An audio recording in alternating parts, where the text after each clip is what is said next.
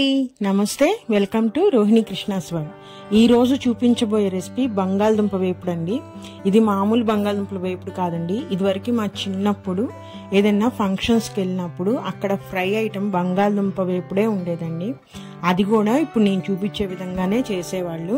ఇప్పుడు ఇలాంటి ఫ్రైలు కానీ ఇలాంటి కర్రీస్ మనం ఏ ఫంక్షన్కి వెళ్ళినా కూడా కనిపించట్లేదు కదా. ఇది చాలా టేస్టీగా ఉంటుందండి. మరి అలాంటి బంగాళదుంప వేపుడు ఎలా చేసుకోవాలో నేను మీకు ఈరోజు చూపిస్తాను. చాలా ఈజీ అండి చేసుకోవటం, టేస్ట్ కూడా చాలా బాగుంటుంది ఇదైతే. మరి అది ఎలా చేయాలో చూపిస్తాను. ఫస్ట్ నేను ఈ బంగాళదుంప వేపుడు కోసం నేను ఒక 1/2 kg బంగాళదుంపలు తీసుకున్నానండి. ఇక్కడ నేను బంగాళదుంపలు వచ్చేసరికి దమ్ ఆలు కర్రీ చేద్దామని చేసి చిన్న బేబీ పొటాటో సైజ్ తీసుకున్నాను. కాబట్టి నా దగ్గర ఈ చిన్నవి ఉన్నాయి. మీ దగ్గర ఏ పెద్ద అయినా చిన్న ఏవైనా పర్వాలేదు తీసేసుకొని వాటిని ఫస్ట్ శుభ్రంగా కడిగేసేసి ఈ విధంగా కుక్కర్లో వేసేసి మనము ఆ బంగాళదుంపలు ఉడికే వరకు నీళ్లు పోసేసి కుక్కర్ మూత పెట్టేసి రెగ్యులర్గా మీరు బంగాళదుంపలు మెత్తగా ఉడికే వరకు ఎన్ని విజిల్స్ అయితే పెట్టుకుంటారో అన్ని విజిల్స్ చేసేసి ఉడకబెట్టి రెడీగా పెట్టుకోవాలి. ఒకవేళ పెద్ద సైజు బంగాళదుంపలు తీసుకుంటే మనకి హాఫ్ కట్ చేసేసి ఉడకబెట్టండి, లేకపోతే మధ్యలో ఉడకకుండా ఉంటాయి. ఇప్పుడు విజిల్స్ అన్ని ఆవిరిపోగానే నేను తీసేస్తున్నాను. వీటన్నిటిని వేరే గిన్నెలోకి షిఫ్ట్ చేసేసుకోవాలి. ఫస్ట్ మనం బంగాళదుంపలు ఉడికిపోగానే అదే గిన్నెలో కానీ అదే కుక్కర్లో పెట్టకూడదండి, వాటర్ పీల్చేస్తాయి. ఈ విధంగా వేరే గిన్నెలోకి షిఫ్ట్ చేసేసి నేను కొంచెం కూల్ వాటర్ పోసేస్తున్నాను, ఎందుకంటే ఆ బంగాళదుంపలు వేడి తగ్గటానికి కోసమని. ఇప్పుడు ఆ బంగాళదుంపల మీద ఉన్న ఆ పీల్ అంతా తీసేసేయాలండి.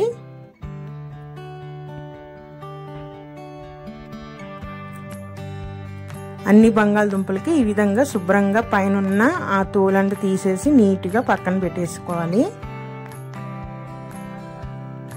బంగాళదుంపలు సాఫ్ట్గా ఉడికితేనే పైన పీల్ అనేది వస్తుంది, లేకపోతే రాదు. ఈ విధంగా అన్ని తీసేసుకున్న తర్వాత నేను బంగాళదుంపని మరీ చిన్న ముక్కలు కాదు పెద్ద ముక్కలు కాకుండా మీడియం సైజులో కట్ చేసుకోవాలండి.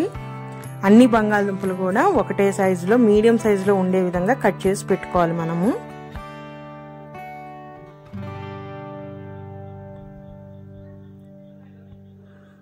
ఈ విధంగా కట్ చేసేసి రెడీగా పెట్టేసుకున్నాము. ఇప్పుడు ఈ ఫ్రైలోకి ఇంకేం కావాలో చూద్దామండి. మెయిన్గా దీనిలోకి ఫస్ట్ నేను ఒక పెద్ద ఉల్లిపాయ కట్ చేసి పెట్టేసుకున్నాను సన్నగా. మెయిన్గా ఈ వేపుల్లోకి కావలసిన కారము పచ్చిమిరపకాయల కారమే వేస్తారండి. అలానే అల్లం కూడా నేను 1/2 kg తీసుకున్నాను కాబట్టి 1 ఇంచు అంత అల్లం తీసుకున్నాను. ఆ ఘాటు సరిపోద్దండి. పచ్చిమిరపకాయలు అనేది మన కారానికి తగ్గట్టుగా తీసుకోవాలి.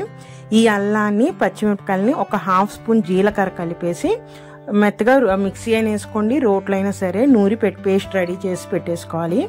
ఇప్పుడు ఫ్రై ప్రాసెస్ చూసేద్దాము.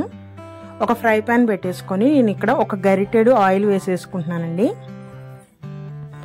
ఆయిల్ ఎప్పుడైతే హీట్ ఎక్కిద్దో మనము తాలింపు స్టార్ట్ చేయాలంటే ఆవాలు మినపప్పు అలానే ఒక 1/2 స్పూన్ జీలకర్ర వేస్తున్నాను.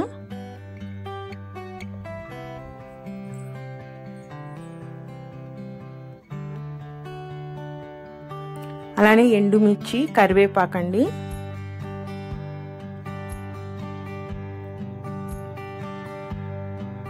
కరివేపాకు కూడా ఇట్లా కట్ చేసి వేసేస్తే మనకి స్మెల్ అనేది చాలా బాగా వస్తుంది కరివేపాకు ఎప్పుడైనా.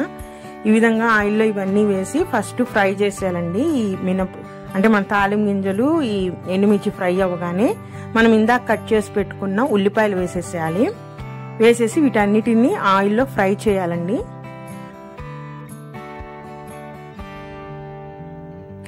ఉల్లిపాయలు బాగా వేగాలి, పచ్చిదనం పోయే వరకు మనం వేయించాలి.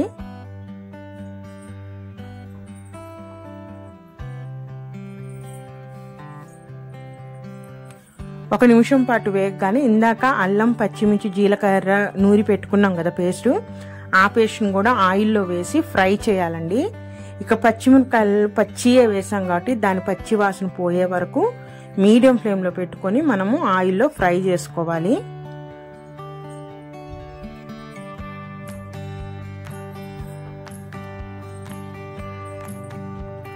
హై ఫ్లేమ్లో పెట్టేస్తే అడుగున పట్టేస్తూ ఉంటుందండి. మనం అల్లం పచ్చిమిర్చి నూరాం కాబట్టి మీడియం ఫ్లేమ్లో పెట్టుకొని దాంట్లో ఉన్న పచ్చివాసన పోయే వరకు వేయించుకోవాలి.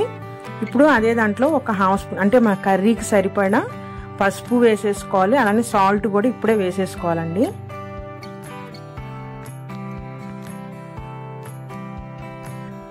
ఇవన్నీ వేసేసి ఆ మిశ్రమం మొత్తం కలిపేసుకొని మనము మీడియం ఫ్లేమ్లో పెట్టి 1 నిమిషం పాటు వేయించాలండి. ఆ పచ్చిదనం అంతా పోవాలి. పచ్చిదనం ఎప్పుడైతే పోతుందో మంచి కమ్మని వాసన వస్తుందండి. అదే దానికి ఫ్రై అయినట్టు గుర్తు మనకి.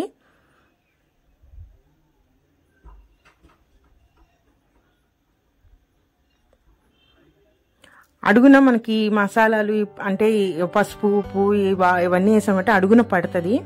మనం దేంట్లో అయితే మనము ఆ పేస్ట్ రెడీ చేసాం దాంట్లో కొంచెం వాటర్ పోసేసి ఆ వాటర్ కూడా పోసేస్తే మనకి అడుగు పట్టకుండా అయిపోతుందండి. ఈ విధంగా నేను వీడియోలో చూపించినట్టు వేసేసి ఇప్పుడు బంగాళదుంపలు వేసేసుకున్నాము. వేసేసి ఆ బంగాళదుంపని స్పీడ్గా అటు ఇటు కలపకుండా స్లోగా నిదానంగా ఆ మసాలా అంతా బంగాళదుంపలకు పట్టేటట్టు బాగా మిక్స్ చేసుకోవాలి. ఎందుకంటే ఇవి ఉడికించిన బంగాళదుంపలు కాబట్టి మనం అటు ఇటు స్పీడ్గా తిప్పితే అదంతా పేస్ట్గా తయారవుతుందండి. అందుకని నిదానంగా స్లోగా ఆ మసాలా అంతా బంగాళదుంపలకు పట్టేటట్టు బాగా కలుపుకోవాలి.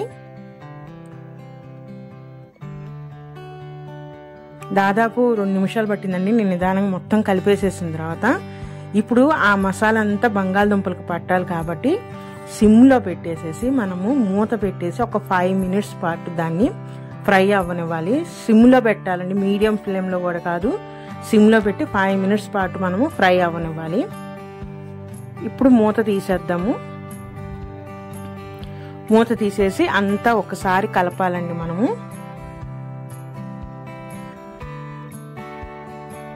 మనం ఇందాక తాలింపు దాంట్లోనే పసుపు ఉప్పు అన్నీ వేసేసాం కాబట్టి అన్నీ కూడా బంగాళదుంపలకు పడతాయి. అదే బంగాళదుంపలు వేసిన తర్వాత ఈ పసుపు ఉప్పు వేస్తే పట్టవండి.